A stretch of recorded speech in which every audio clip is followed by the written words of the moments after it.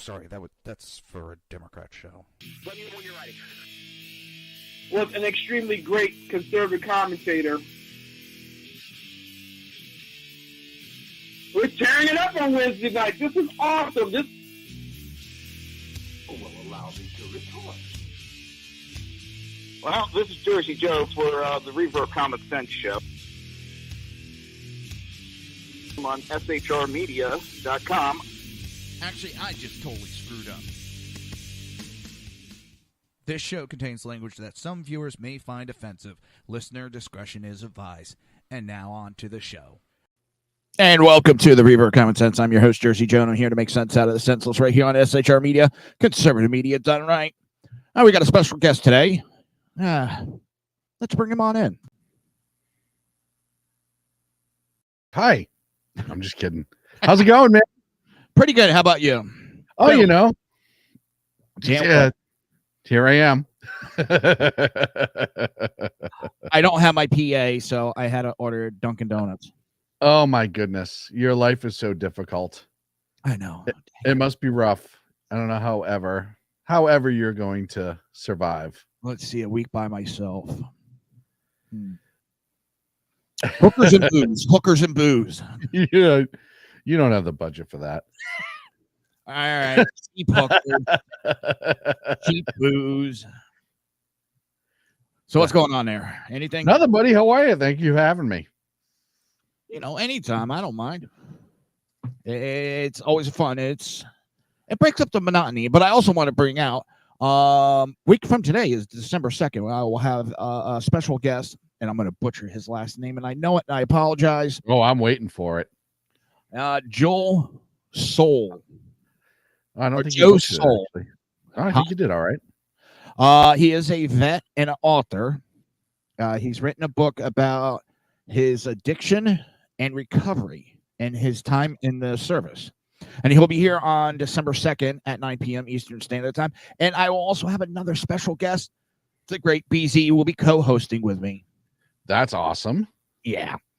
To be honest, and I'm not trying to knock myself or be negative, I felt that I think BZ will add a next level to the interview. I agree with you. I think BZ is always a great interview. The BZ is one of those guys when he's on your show, he's easy, right? Because you don't even have to try. You just wind him up and let him go, and he knows what he's doing. It's seriously awesome. So you'll do well. Yeah, I'm hoping. So I wanted to do this guy justice, and hopefully maybe send him around send him around the horn, so to speak. Yeah, send him around the SHR show stable and get him more exposure. I mean, stories like that I think are amazing and need to be shared, and to highlight what our vets have gone through and the struggles that they've had and the fight that they've had, both internally and externally, cannot be understated or underappreciated. So I think it's going to be awesome. Well, you and myself, just not too long ago, interviewed Chris Pronto, Thompson, and some of the stories he was telling us of what went on in his life after. As everybody knows, I took a break. Sean took a break. Tonto did the same thing. He had to step away, and there was a lot of stuff going on in his life, and he was very forward and out front about it, and it floored me because you hear about it, but when it's someone you don't think about it. Well, when you have a personal connection to somebody, and they're more than just an interview, or they're more than just I don't want to say celebrity because Chris would get mad, but when they're more than just a personality, I guess is a better way to put it, right? Chris is a friend of ours. Chris is a human that we have a personal connection with. And when you heard it, I knew he'd been through a lot, but to hear him kind of share the experience and how it was for him, it was tough. That was tough. I hate to hear that for him because, like I said during the interview, and he's one of the nicest human beings you can meet. He really is. He's great. So you hate to hear it. So I'm looking forward to that interview. I think it'll be great. Yeah. So you missed something on your show that you wanted to talk about. You gotta give the fat man a chance to talk about it since you missed the opportunity. One fat man to another. Thanksgiving. Yeah, I was well, one of my favorite parts of Thanksgiving, on top of the food and everything else, is the WKRP turkey drop. It's the funniest damn thing. Anyone who's never seen it, you can just Google WKRP turkey drop, right? It's from the WKRP show in the 80s or in the late 70s, actually. I think it started in 78, 79. Absolutely hysterical. But one of the things that I've said for a long time that Thanksgiving is one of the most underrated holiday. It's become a kickoff to Christmas versus a standalone on its own holiday. And I know that businesses have caused that, but one of the things that Thanksgiving, for me, you look at our heritage, when the Pilgrims came to America and it started what eventually became the Revolution, eventually became the country. So there's that aspect of it. Growing up in Boston, you'd go down to the Plymouth Plantation down on the Cape or in Plymouth, and you do a visit every year when you're growing up in school. You got an appreciation for what they had to go through. But it was also, growing up, one of those times that the whole family was always together. When I grew up, I had 3 siblings, 4 including me. My parents, we were all various ages. We all had various activities. And then there was my in-law, brother-in-laws, both of them now. And we just never got a lot of time as a unit. So Thanksgiving, because even Thanksgiving occasionally we'd go out after, but Christmas, you do it in the morning and then you go to all the relatives' house. We always did the rounds of relatives, which is great to see all of them, but it was more of a chaotic day. With Thanksgiving, we actually all hung out together and we all spent time together. And to me, especially now, I don't think I knew how to appreciate it then as much. As you get older and you lament a little bit and you start to appreciate more. Looking back, I'm like, man, that was something that, I'd give a lot to be able to go back and have one more Thanksgiving like that, before my dad passed and all that stuff. Because it was fun and it was really fun. And it was just something that it was the start of the holiday season, but it was also, it was just family time, and it was easy family time for the most part. And we had some amazing Thanksgiving stories. I don't know if you remember, and I don't know exactly what year it was. It was the late 80s, early 90s. There was the poisoned turkeys, or they weren't poisoned. They were, they had to get recalled. They recalled a ton of turkeys one year, and it came out like the day before Thanksgiving that all these turkeys were recalled for whatever listeria or whatever it was. I don't remember what it was. But of course, we had bought one of the turkeys that you weren't supposed to eat.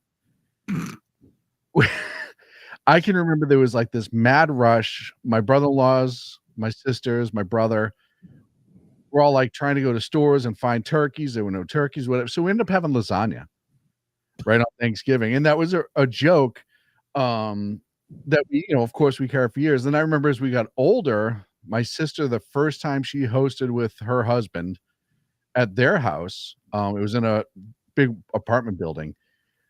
She burnt the rolls, and it was a modern apartment building. So when one smoke alarm went off, they all went off. Oh, and they also summoned the fire department. So we had the fire department over for Thanksgiving, right? And of course, the running joke, and I mean, that was probably 93.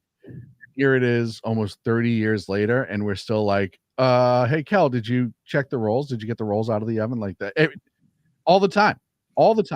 So it's stuff like that that, I think makes Thanksgiving important. It makes you appreciate not only the country's heritage, but your own family's heritage. And, as you got older and you, like me, working in public safety, you started working every single holiday for the first couple of years. So you weren't able to appreciate that as much. And I can remember how many times I'd work the late shift or graveyard, as some people call it, get out at 7 a.m., drive to my sister's house an hour away, sleep for a few hours in the basement while everything was, and then be able to spend time. But it still was just like chaotic. EMS wise, Thanksgiving is a very, very, very busy day. Oh yeah. Oh, yeah. And Well, that's and doom and gloom. It's actually one of the highest days for cardiac arrest. well, and then working in public safety, and a lot of people don't know this, is post Thanksgiving going through Christmas is both domestic violence season Suicide. and suicide season. And amen. We're not supposed to say those words. We might unaliving, fuck that. self-unaliving season. But and you start to see a lot of it. So you also, if you've worked in those times, and I can remember when I was working the projects, we saw it quite a bit, and I'm sure you did as well. You almost get a weird apprehension of the holidays every once in a while, because you can remember, anyone who's ever worked public safety, you have those calls that stick with you, and you have those calls that you can remember, and good and bad. And unfortunately, this time of year, for folks in public safety, where you really have to kind of take account of yourself a little bit, take account what have you seen, and try to deal with it before it catches you. And I say that, and why I won't get into it too much, but very recently I know of somebody who it caught them, and it's just tragic. It's sad, and it's tragic, and it's hard. So, it's a lot of people. Yeah. And, it's something that, I remind everybody, and, and people who work in the hospitals as well. And there's other fields. I'm not just trying to say it's only public safety, because they do see it as well. But you have to make sure you're dealing with it properly, and you're understanding, it's one of those seasons. I always tell everybody, the older I get, especially, is, if you're having a hard time, you got to reach out and handle it somehow. And I don't care what you're having a hard time about, and I don't care what your history is. You got to reach out and handle it. It's not something. Everything affects everybody differently. Yeah, and it's not something you want to get ahead. You want something to get ahead of you. No. Because it gets harder, and the deeper into the holiday seasons, the harder it gets. So now that we started on a major downer, it's something that needs to be talked about more in the open instead of hiding it like it's some dark shadow. Dark shadows are what cause fears. You bring it out to the light, you sanitize it, make it out better. Well, and not the action, but allowing people to talk about it freely without any negative connotation is the answer. Yeah, it's there was a taboo back in the day when it came to mental health, especially in public safety, and especially with males. That it was never spoken about really at all. And it wasn't until post 9/11 and we started learning about PTSD, because you remember, like, the Vietnam veterans, they ignored all their PTSD, right? Those guys, unfortunately, were kind of cast off. Post 9/11, when we first started having folks come back from Afghanistan and Iraq, they started to take it seriously. And then eventually it worked its way down to public safety, because even post 9/11, the PTSD with public safety wasn't taken seriously. It was the soldiers, and rightfully so, and the airmen, and all the service folks, rightfully so. And it wasn't until those two paths started to cross, and you started seeing law enforcement officers with the military experience showing signs of PTSD, to finally somebody say, hey, maybe we should look at other people too, firefighters, EMS, cops, doctors, nurses. Like, there could be some other people who have PTSD. I can tell you right now, from experience, this is going back years. I think it was a 3-month period. I lost 11, 12 kids aged 17 to 25 in multiple accidents. One night it was 4 kids in a car. First 2 we pulled out. They were just put to the side. The next one, we kind of knew, but he got sent to the trauma center. and my patient, who was literally folded up like an accordion inside the car. I mean, his femurs was snap, his tib fib were snap on both legs. Mm-hmm. After a while, I had a young guy changing a tire on the side of the highway, and 2 kids high on weed, not paying attention to the rain, hit him, sent him flying like 20 feet. Literally, his sneakers were where he was changing the tire. Yeah. 2 kids on a motorcycle out joyriding. They helped a friend of theirs move, and they didn't know the roads. Slid, slammed into a tree. The one kid was talking when I first got on scene. Next thing we know, he's in cardiac arrest. Yep. And it just, after a while, it built up on me. Yeah. And I started knowing my drinking went from, I drank a lot back then, but it really went into overdrive. Mm-hmm. For all the wrong reasons. Pissed for the wrong reasons. Mm-hmm. And it took finally talking to some people. I should have went for professional help. I didn't, but I just talked to other people in the field and just, otherwise would have got worse. I was fortunate that I had guys that I regularly hung out with. And as well as I do, you don't talk about the one thing that went wrong, right? You just vent about your day, but you're venting with somebody who gets it. Yep. So it is a release valve. My EMS partner, it was, yeah, no, it's just shit day. Let's head to the bar. Let's go talk. And for us talking is when we sit there punching each other at the bar. Of course, you're just giving each other a hard time, but it's getting that release valve out, right? It's everyone needs to find a way. We were just sitting there punching each other in the arm. And just being. One time we had a bouncer come out. He was like, "You guys are out of here." The bartender's like, "Why? They're having a conversation. Leave them alone." Yeah, they're just being jackasses. No, and I can remember, sometimes it's like it's weird which ones will get you. I can recall an incident where it was an older guy, on a ladder. It was icy out. It was early mid-December, over a basement stairwell, and he was trying to put up Christmas decorations. Slipped, fell. That was it. And I can remember he was all by himself. There was nobody in the house. We had to dig to find phone numbers to make the call to notify family.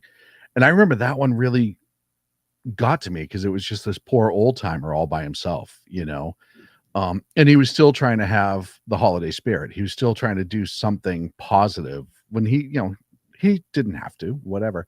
So it's amazing what little ones kind of dig into you and which ones you don't even realize until much later. Sometimes it comes out where all of a sudden you get that flash memory and you're like, well, I was just having dinner. What the hell, man?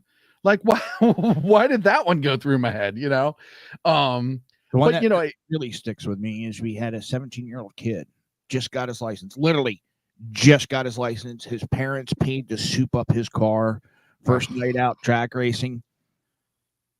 He hit a telephone pole so hard that at his jawline, that's where his head snapped and fell outside the car.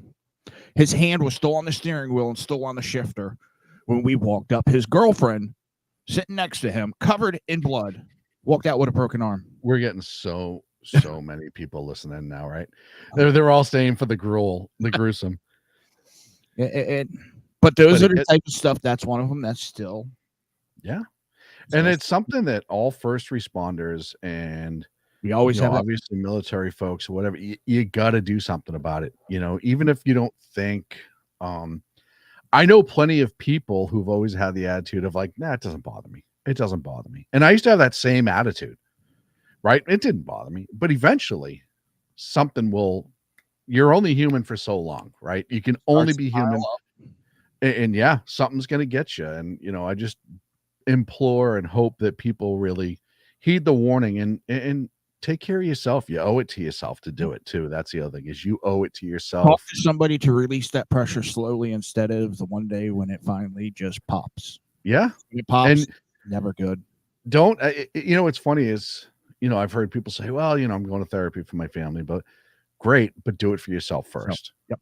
You have to, because you just have to take care of yourself. You owe it to yourself. You've done too much to not take care of yourself. And part of the problem with first respond is a lot of us are very much of the mindset of like, well, I don't deserve that, or I don't need that.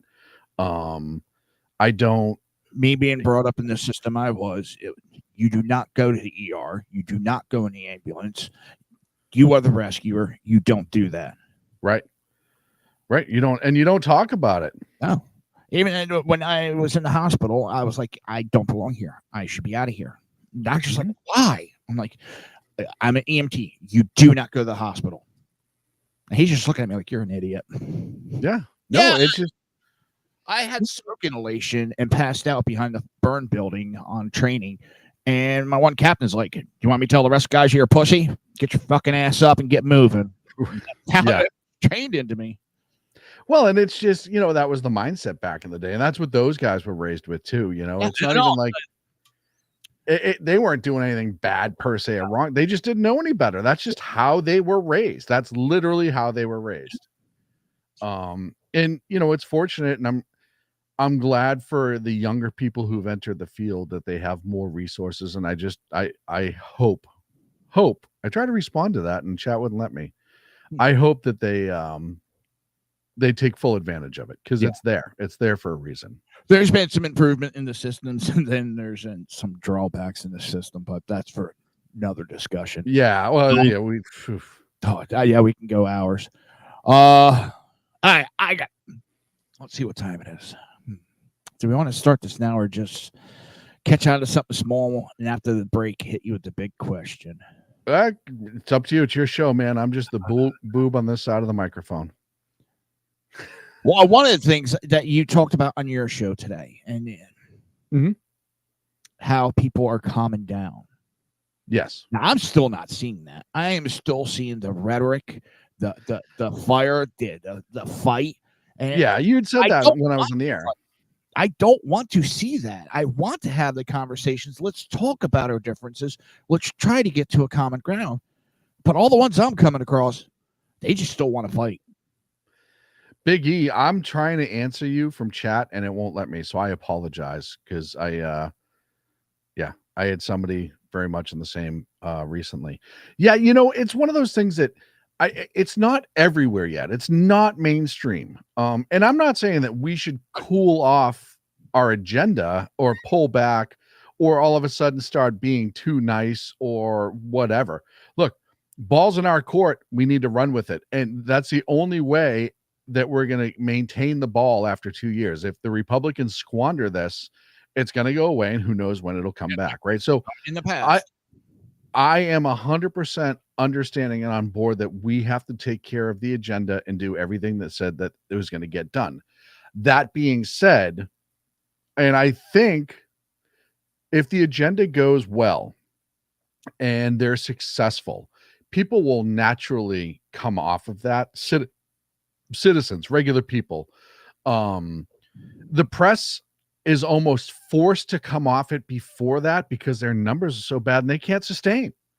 They can't sustain. Look, even Fox is down, but MSNBC and CNN lost 50% of their viewers after the election. But Fox, even though they're leading, they're down.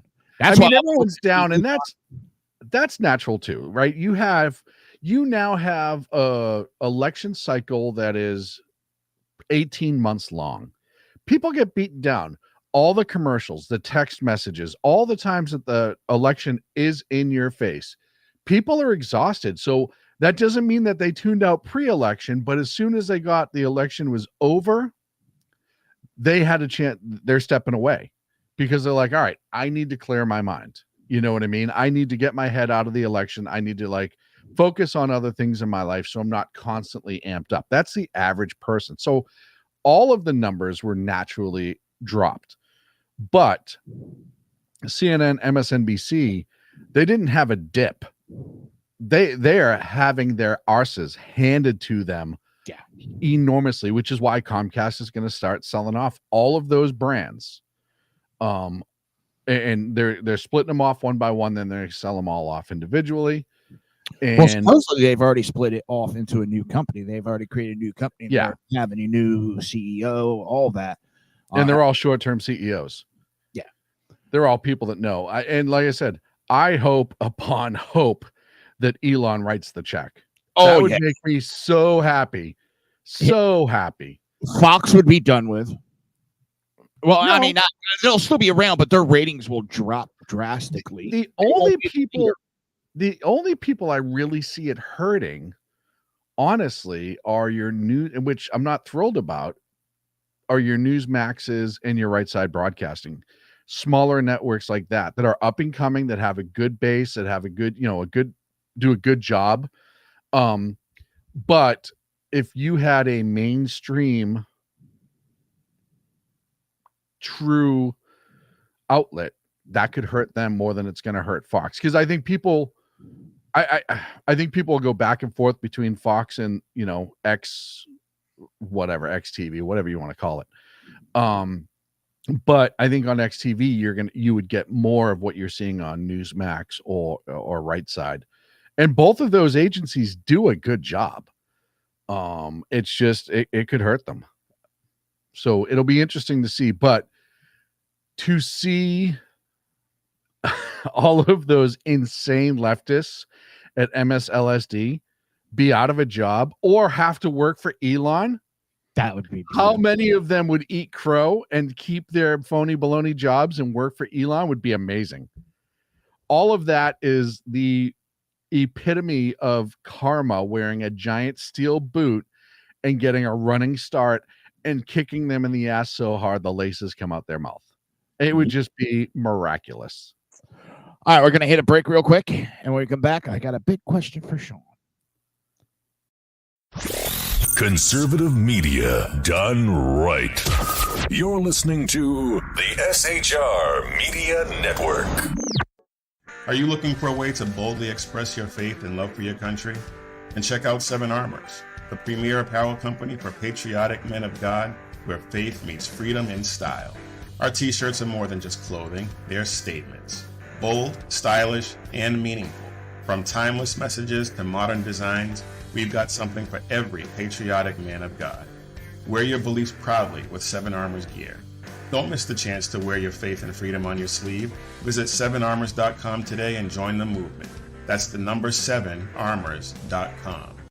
Come listen to BZ's Berserk Bobcat Saloon Radio Show.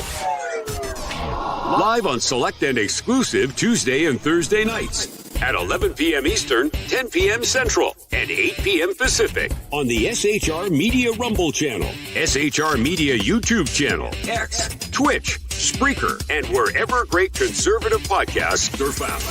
BZ, your conservative Sherpa, guides you through the maelstrom of Democrat, leftist, and globalist lies, chaos, deceit, and betrayal.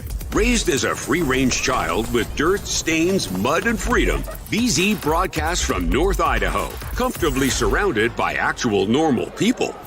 Jump into our plush, sumptuous, palatial, and resplendent chat room on rumble.com. Click on live chat to join. Now, with 37% more umbrage and 19% more bulbosity than previous shows, featuring delicious Liberty additives for the best in late-night conservatarian talk radio.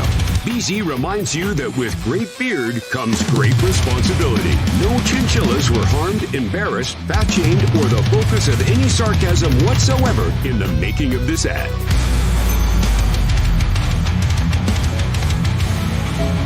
Freedom. One nation in all of human history was built on that bedrock. Ours. A republic of the people, by the people, and for the people. Self-government requires freedom, just as freedom requires an individual willingness to self-govern. Freedom has made America exceptional. But it can only last as long as you and I seek the good, as expressed by the laws of nature and nature's God. It can only last if you and I choose to act as people of character. Forging character has been the pursuit of Hillsdale College since 1844.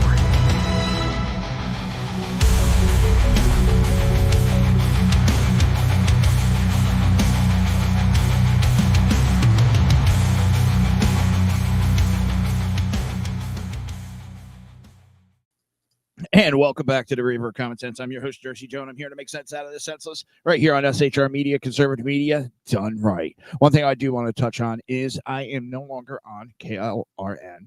I wish them the best. There's no hard feelings. It just didn't work out. There's still a positive partnership between SHR Media and KLRN. So that's why you may not have heard that. No issue, no nothing. I wish them the best. All right. You ready for your question? I am. Before you do that, all right, go ahead. So Big E's in the chat room, and he sent me a 7 Armor shirt. Love it. Can't wait to wear it. But a lot of people don't know Big E and I used to work back in the day. If you have Big E on the show, ask him about the time we went on the call with the cop from Spain and the rainstorm. I'm not going to say anything else, but you have to ask him that question. Go with yours. All right. So, we're going to start out with, did you read about, and I forget which nations it is, or like 4 European nations have come together and said they will stop Trump from doing any peace talks between Ukraine and Russia. Yep. We should cut off funding immediately if they try doing that shit.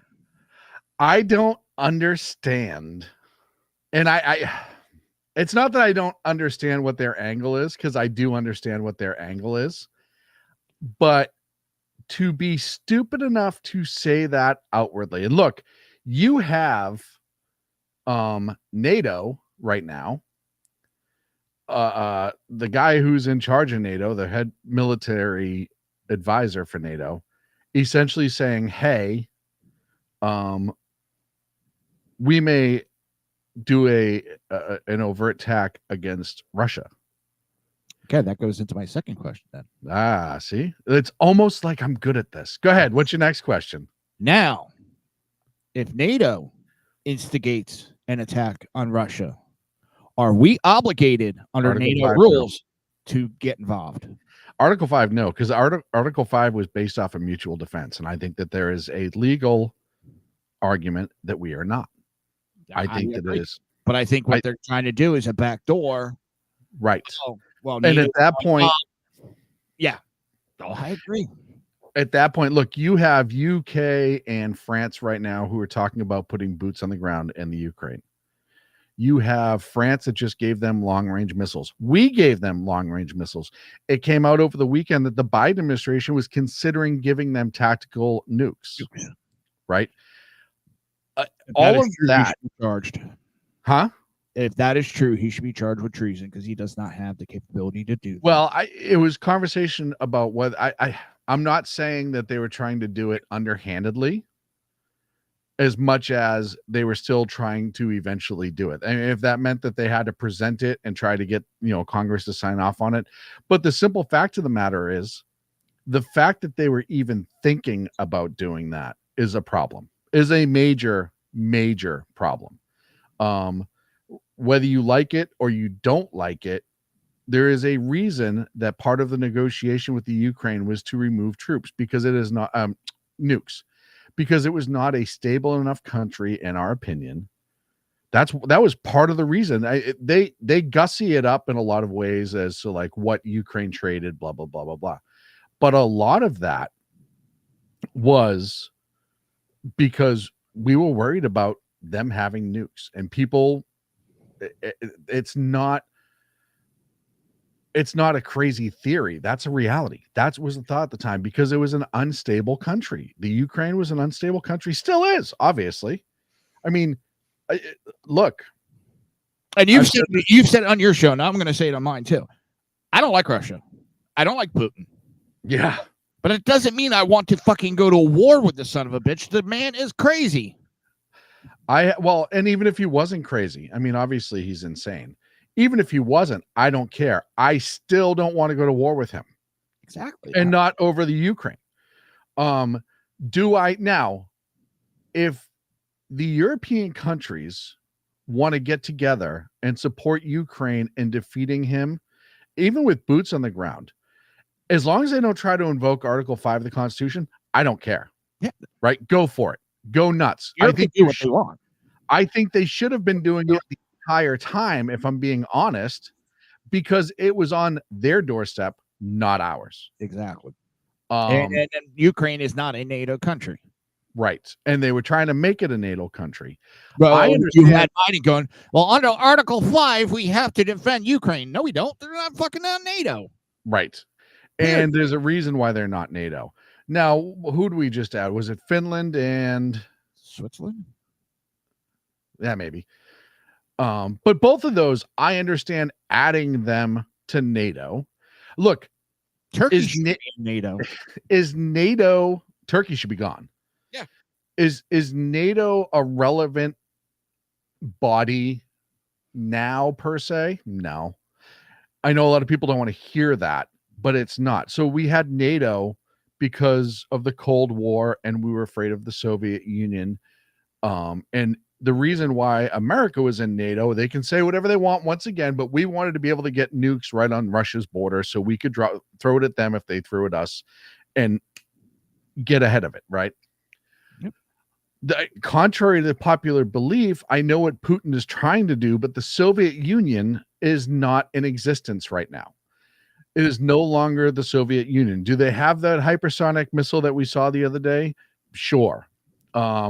If you follow anyone who's serious about it, is that the biggest threat to us? Not really. No. Not really. I think Putin understands that it would be mutual destruction if he ever pulled the trigger. We know that. I think the last thing Putin wants in reality is any sort of an expanded conflict. But you have to understand who Putin is. Former KGB agent, right? Huge Soviet. Part of his job was destabilizing regions. Part of his job was propaganda. So when you look at a Vladimir Putin, he is going to throw off this strong man mentality to more a message to the people in his own country versus outside of his country. He could not handle it. He knows this now. Maybe he didn't know this going into the Ukraine. He himself cannot handle a sustained conflict with an organized modern military. I don't think North Korea troops. Well, I'll tell you right now, if Putin one-on-one wanted to invade, I'd say France. I literally just picked one out for the hell of it. He couldn't do it. Oh yeah, they would just surrender. No. Oh no, that's just the Germans. Historically, yes. Sorry. But I'm just saying that France has a modern enough military. Did you ever see that show, that 70s show? Yes. Did you see towards the end, Red was trying to sell his house, and he's talking to Kitty, his wife, and he's like, "I'm not selling my house to Germans." And Kitty looks at him and goes, "They're not Germans. They were French." He goes, "Yeah, and the first Germans that knocked on the door, they would give it to him." Yeah. But I don't think that Putin's military could actually do that. Now, could they win an ICBM battle, non-nuclear, and some other stuff? Maybe. But there's a reason that they haven't been able to overtake Ukraine. They don't have the ability. No. They don't have the ability. By a bunch of backyard warriors. Yeah. I forget which one, and I'm sure the chat room will correct me. Whatever their modern version of their stealth fighter is, it's a Sukhoi something, I think, Sukhoi 50 or something like that. And it's supposed to be their most cutting edge, top of the line fighter, Gen 5, they're calling it. There was an air show in China 2 weeks ago where somebody took an up close picture of it because it was on display. It is not a stealth aircraft. You could see the gaps in the body work. You could see the holes. Well, holes are that throws out radar. That destroys the whole idea of stealth. When we work on our stealth aircrafts, there's a special tape that if you look at an American stealth aircraft, you'll see almost like a toothed saw line, if you will, around compartments and stuff like that. We've done tape, and then we've done work, and then we use this stealth tape to cover up the doors again to make sure that it does not give a radar return. Who's that YouTuber? Habitual Offender, I think it is. Habitual Line Crosser. Yeah. I'll tell you right now, he's a great person to follow. Yeah. For updated military history. He actually works he's in the army. His whole part is air defense. Yeah. So he knows this stuff inside and out. And there's also Alex Hollings, it depends on how you want to pronounce it. He's on TikTok. And he does a lot of aviation, military aviation stuff. Very intelligent, very educated. He's been doing it for years. He's gotten awards for his journalism with that. He's another great person to follow. He will point everything out to you. I don't think that Putin truly wants an expanded war beyond that. However, he does want to be a victim. Now, I don't think China showed its hand when it came to Ukraine at the very beginning, where he kind of pee-pee slapped Putin, right? She kind of was like, this is stupid. Because remember, he went to meet Xi at the Olympics thinking that he was going to get a whole bunch of support, and he ain't seeing China's troops in the Ukraine right now. Nope. Yeah, you're seeing the North Korean troops. You might see Iranian troops. I've heard that you're going to see they're a Yemeni, the Houthis, that are being conscripted through Russia to go fight in the Ukraine, right? That's not a threat. Yeah, the problem with the North Koreans, they're seeing freedom actually, and that Kim Jong-un is not a god, and they're which is why I think there was a big hesitation with actually sending them outside the country to war. There is numerous reports that the biggest their problem, and I'm not making this up, folks, the biggest problem they're having with the North Korean troops is unfettered access to the internet, and they have discovered pornography. And apparently they cannot undiscover pornography. I'm not kidding. There's numerous reportings on this. I just got a vision of American Dad Quagmire finding internet porn. He's got the real skinny arm, and then the other one's like huge. Down. They can't get him out of the head, right? So I'm not really worried about that. Oh, it's ridiculous. It's ridiculous. But you have to remember. And I was talking to this, and somebody else I was talking to about this, laughing. I'm like, you have to understand, these folks, this technology is brand new to them. This is like taking somebody out of the 70s and dropping them in 2024 and handing them a smartphone. Their minds are blown by this. Mm-hmm. It's insane to them. So it's witchcraft, I tell you. It is. So yeah, I mean, but you have to look at that. So North Korea is not providing them any sort of their fodder, their cannon fodder, which is the Russian military doctrine or war doctrine. Anyhow, they use their troops as fodder. Yeah. They just keep throwing waves after waves. They haven't changed that really. You saw it in the Afghanistan conflict. You've seen it in other places with Wagner Group essentially being nothing anymore. I mean, they're so super active in Africa. There's some still in the Ukrainian border, but they were at the very beginning, before they started conscripting the prisoners and everything. They were their more effective fighting force because they were a lot of the higher end Spetsnaz and stuff like that guys who were like, well, I can leave my job in the military, still work in a military job, I get paid way more money. And it wasn't until they started getting hurt in the Ukraine numbers wise. And there was that whole thing with the former head of Wagner Group that got offed in the plane and all that other stuff, which it still goes to show you Putin's mindset. He is still a Soviet guy. He's still doing Soviet tactics. Instead of, letting that guy kind of go free and then like using him to get intel out of, they blew him up because he was. But the reason that general, I can't think of his name, I'm sure there's a V in it somewhere.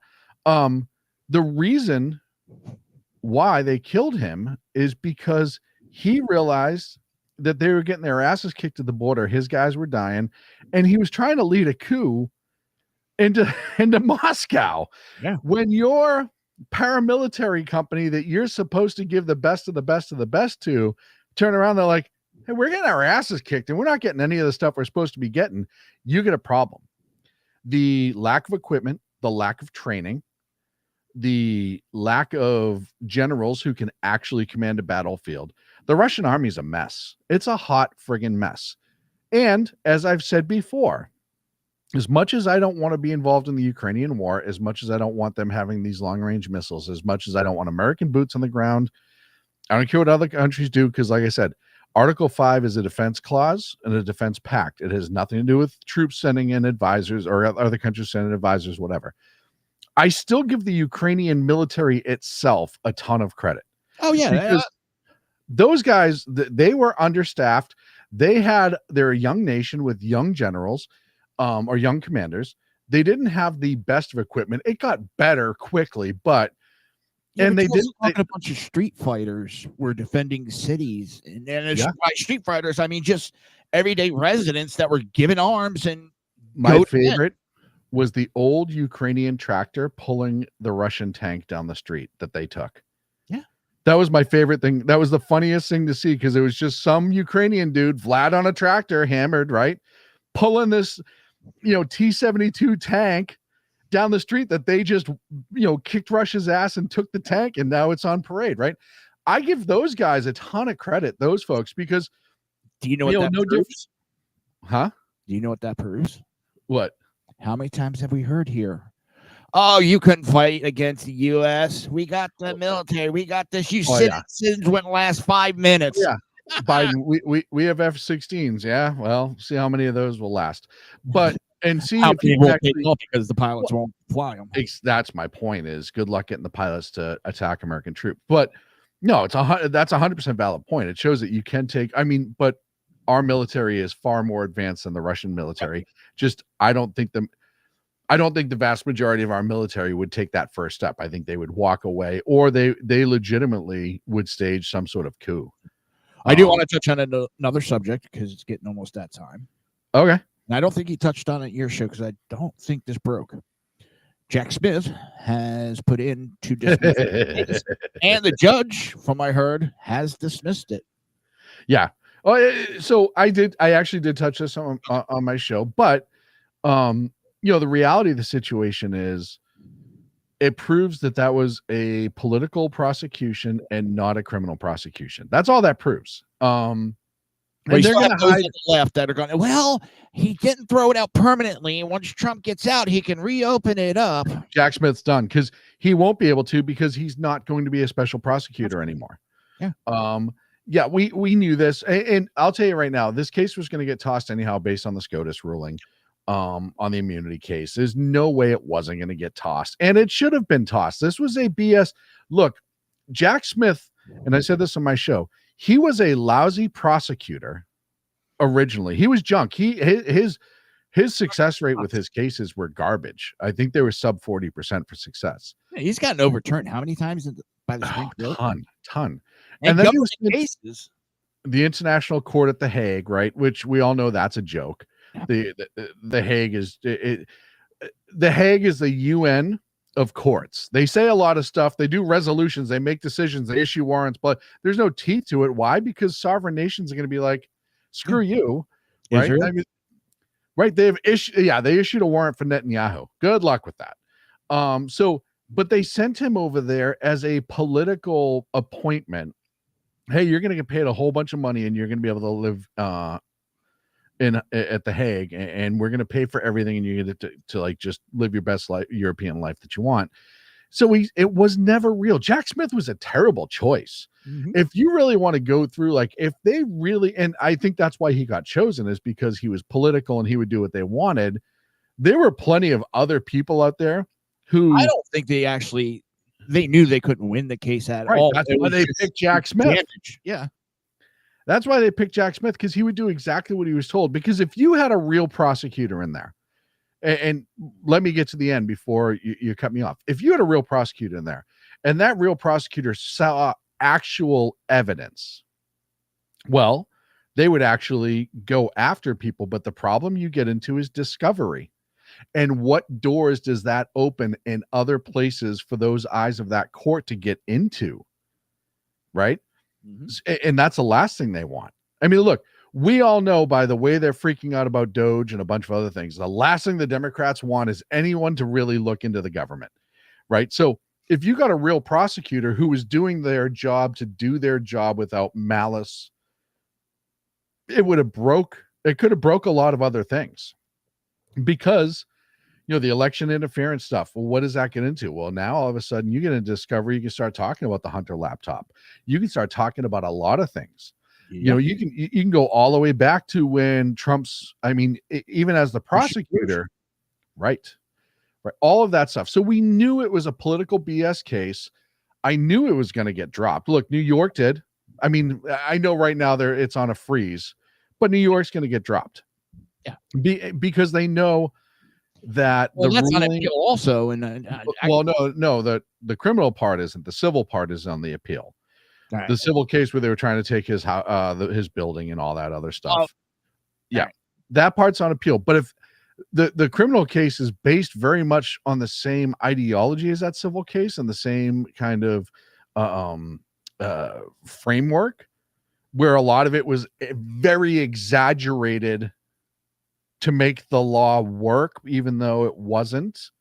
They made things up. They kind of expanded things. As you saw with the civil case, when you have a judge say, hey, look, you all don't have to agree on all of it as long as you all agree on some of it, you've never seen that ever. So they knew it was going to get kicked out. Not even name a felony. Oh, whatever felony you want to think he's guilty of, hey, go ahead. Well, the other thing is, if this case the conviction went through, it would immediately be appealed. And now the appeals court could put in, and now you're starting to look at wrongful prosecution. Yep. And, it's bad enough the civil trial, Letitia James' office, they're talking about censuring them, which is, I mean, if you're a lawyer, a prosecutor, it doesn't matter. If you're being censured by any state court, you done fucked up, Ron. Yep. Like, it's bad. You have to really make some humongous errors, forced or unintentional, to get censured. And them talking about censuring them says everything you really need to know. They're more worried about getting censured now than they are about the case getting tossed. And the case is going to get tossed. Yeah. So, and the last one is Georgia, and that one's so in shambles. Georgia can't do anything because of that SCOTUS ruling. It's all the same stuff. Look, we knew all of these cases were being brought, and all of them, remember, all of them were magically brought, and including the E. Jean Carroll case. All of them were amazingly brought after Trump announced he was running again. Yep. No, it's not political. Not political. Not political at all. Oh, you're running again? Get them. Yep. That's exactly what it was. I love these people are just brain dead. Well, I mean, just they were doing it. They were doing anything they could to hold the narrative, right? To hold on to that power. But look you just had the CBS poll come out last 3 days. Voters under 30 are at a 65% approval of the Trump transition. Yep. Higher than Obama was in 2008. I'm tired of hearing about the FBI background checks too, because if you look, Obama didn't do them. And the people don't realize this. The U.S. government has a whole bunch of contracted companies approved to do top secret background investigations that they use all the time for other people. So it would not be unprecedented, as they're trying to say. No, you had a DOJ that was going after me for the last 2 years, nonstop, that covered up the Hunter Biden laptop, that same FBI. And even though Christopher Wray is a Trump appointee, it doesn't mean that the people down below are not. We saw. I don't trust Wray. I don't trust Chris Wray either, but I'm just saying that's what one of their first statements is, well, Wray was a Trump appointee. Okay, but you also had Strzok and Page and people like that. And look, when they're saying reports of so many people in the FBI are going to resign if Trump gets elected because they're afraid that he's going to come after him, right? Self-cleaning, right? Why would you resign if you did nothing wrong? Look, why are they hiring criminal attorneys? Yes. If I was an agent at the FBI right now, and I've done nothing wrong for the last 4 years, even if I had to work cases that I didn't agree with, if they were legit cases, they're legit cases, right? Anyone who's ever worked law enforcement will tell you that there are plenty of arrests that you've made because it was legal, but that doesn't necessarily mean you liked it. But there's some that you're forced to do, right? I mean, that's just how it is. Same thing with the FBI. If you're a good FBI agent, in other words, you were given a case and you found their evidence to be a crime and you investigated it appropriately, and then the arrest was made and they were prosecuted appropriately, you have nothing to worry about. Nothing to worry about. But the word appropriate is what's important there. Yep. Now, you start making things up, or you start exaggerating stuff, or you start omitting evidence or adding evidence or any of that stuff. You mean like the Different animal. reports? Then all of a sudden you start hiring a criminal lawyer. It's weird how that happens. People tell you who they are eventually. They show you who they are eventually. But I love how they think it's a threat, and we're going to go, oh, no, don't quit. We elected this man on the promise that he was going to clean up the DOJ. He was going to clean up the government, because other agencies, if this one is the head of it, I'm resigning. Okay. All right. Have fun. We don't have to pay unemployment now. Yeah. Look, I said years ago, and I still say this, disband the FBI. Disband the FBI. You can send their jobs or their responsibilities to other agencies. The U.S. Marshal Service could take over 80% of the FBI tomorrow. You could have the Treasury Service take over the bank robberies. Most people don't realize if there's a bank robbery that's an FDIC-approved bank, that the FBI, it's mandatory that they arrive and lead an investigation. Most people don't know that. I do. So, but... Did I ever tell you that story? Yes. Okay. 10 or 12 times over the years. But the trade-off to that is they do it because it's the federal currency being taken. That's why they're doing it. Well, the U.S. Treasury is in charge of federal currency. Why that ever became the FBI's job blows my mind. And that doesn't mean that you can't take the good FBI agents and reissue them to other agencies, right? I'll tell you right now, the U.S. Marshal Service is an incredible agency. They do good work. I know there are people like, this, that, they're always going to find things. There's always going to be things. But by and large, the other thing about the Marshal Service is it's constitutionally recognized. Sure. So they were the original Secret Service. They were the Marshals were originally the ones who were protecting the president back in the day. The problem is that with the whole DOJ as a whole, it's not that I have a problem with the DOJ or FBI. It's the infiltration politics. Yeah. And I don't want it Republican influence. I don't want it Democrat influence. I want them fucking neutral. Justice is supposed to be blind. Yeah. And that's why I said, I see a lot of people like, blah, blah, blah, blah, blah. We need to go after everybody. Go after everybody. Go after everybody. As long as they've done something wrong, I'm fine with that. But let's not go after everyone to go after everybody. Don't be them. Yeah, exactly. I only want to go after the ones that have committed crimes. Right. If they haven't committed a crime, if they mouthed off, yeah. If they've done mouthed off or something, but if they've done something illegal, perp walk them. I'd love to see it. I'll flip them off. I'll be the first one to see it. But if it's just a dude who's a decent FBI agent who just did his job and kept his head down or whatever, you don't go after that guy to go after that guy or that gal. You know what I mean? Yep. We can be on the attack per se, but still be on the right side of history and still be morally correct. Look, we all know there's plenty in there to go after. So go after them. I'm also a big, disband the ATF. You don't need them. Yep. You don't need the ATF. I'll tell you right now, the ATF back in the day, the ATF was worried about trafficking firearms into the country, and they were worried about trafficking gangs, specifically the motorcycle gangs, but gangs trafficking firearms. That was their focus. It wasn't until the 80s did they start getting into sawed-off shotguns in Ruby Ridge, and then you start getting into Texas, and they started going to places that they shouldn't have been. You know what I mean? The Branch Davidian complex, they're going after for the rifles. Like they should not have been the lead federal agency on that, because both Ruby Ridge and neither one of them, the ATF was the lead, but that wasn't the reason they were trying to get inside. The reason they're trying to get inside is, Ruby Ridge, it was the white supremacists and all of that stuff. When you look at the Branch Davidians, it was the child trafficking, child endangerment. You know, there was some not some coup stuff. There was some sedition stuff going on, whatever. It needed to be dealt with. Don't get me wrong, but it didn't need to be burnt down. All those people didn't need to die, right? The ATF was irresponsible. Yep. To a criminal level. Here's the thing, that does not mean that we are anti-law enforcement, because I get tired of that. I thought you didn't want to defund police. No, I don't. I want our law enforcement to act like law enforcement and not, They held to be. Look, I'll tell you right now, they are supposed to be held to the highest standard. Exactly. And they need to be held to the highest standard, because what it does, and I said this when I was working in law enforcement, what happens is it erodes the good people in law enforcement when you have bad law enforcement.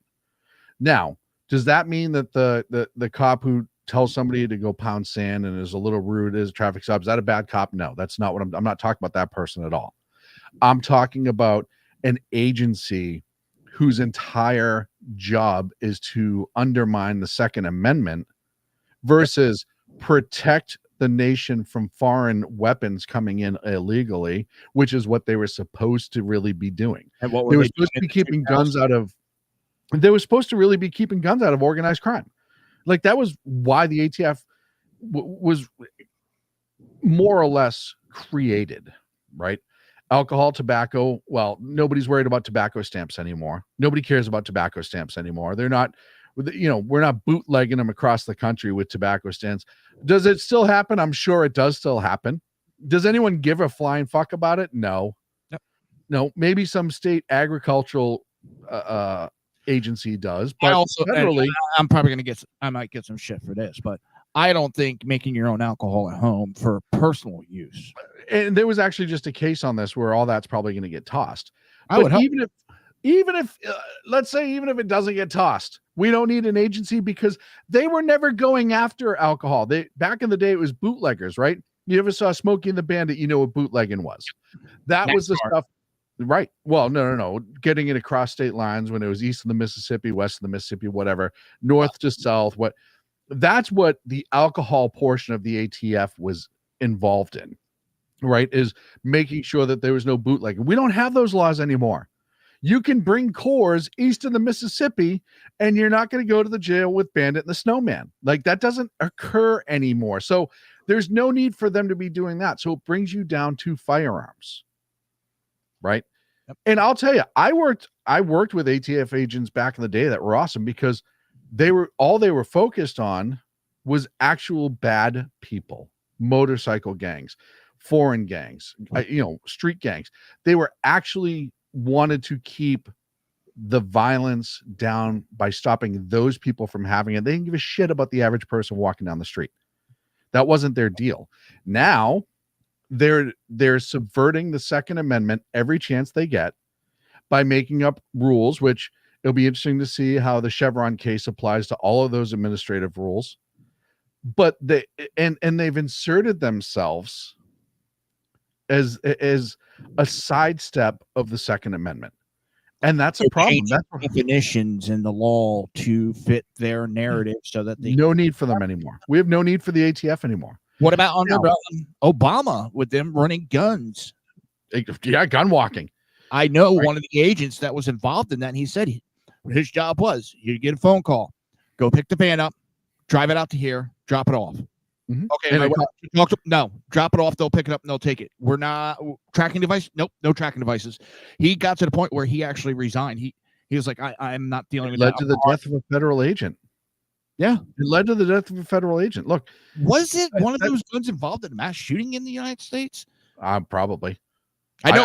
Off the top of my head. Paris. Off the top of my head. Yeah, it could have been. Remember the big shooting at that theater? The Bataclan Theater? I think so. Paris? It might have been. Yeah, I'm not 100%, so I'm not going to say no. I'm not going to say yeah, but even still, it cost a federal agent its life. We were walking weapons into Mexico that were being untracked, right? None of that should have been happening. The ATF doesn't need to exist anymore. It just doesn't. No. You want to deal with illegal firearms trafficking from out of the nation coming into the nation. You want to talk about, keeping guns out of, the 1%er gangs who shouldn't possess them because they're selling them in mass, et cetera, et cetera. You have the U.S. Marshals. Yeah. And believe me, they can handle it. And if you have your good UC agents, you have your good agents in the DEA who are doing it, or the ATF that are doing it for the right reason, you can bring them over the marshals. That's fine. But you get rid of that whole command staff because they haven't done anything.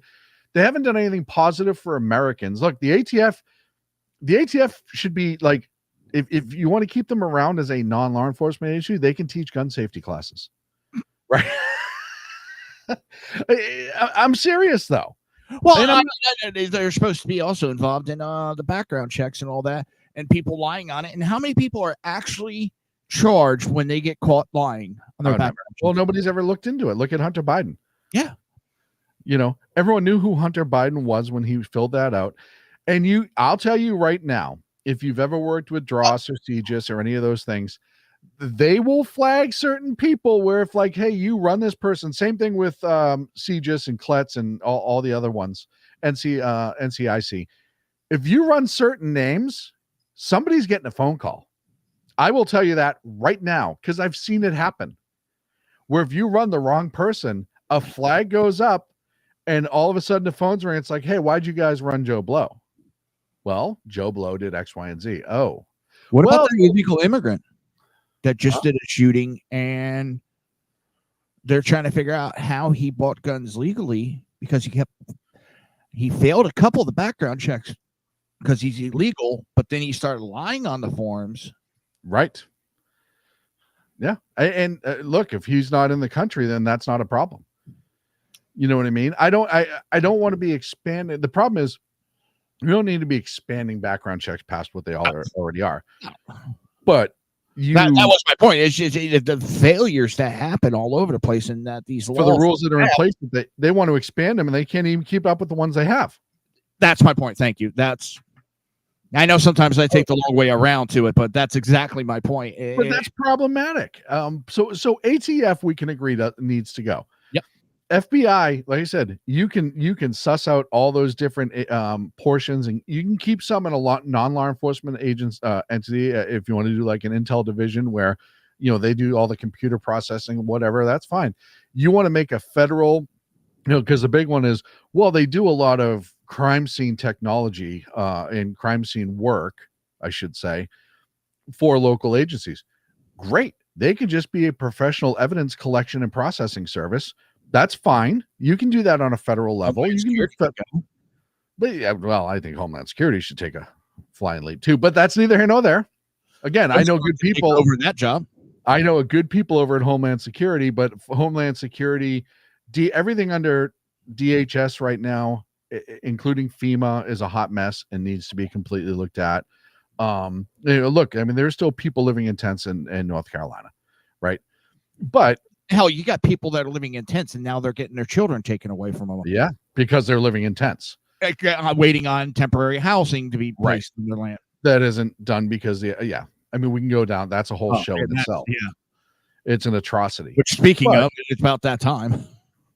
Oh, it's past that time. Yeah. You know how it goes once you get going. And that's my short list of federal agencies we can do without. Could join us next week when we talk about the IRS. Oh, flat tax, baby. Flat tax. There's no reason not. I have no income tax. I have no problem even with a flat tax. Consumption tax. But that's kind of a minor discussion that can be worked out. Oh, simply, yeah. No, I agree with you.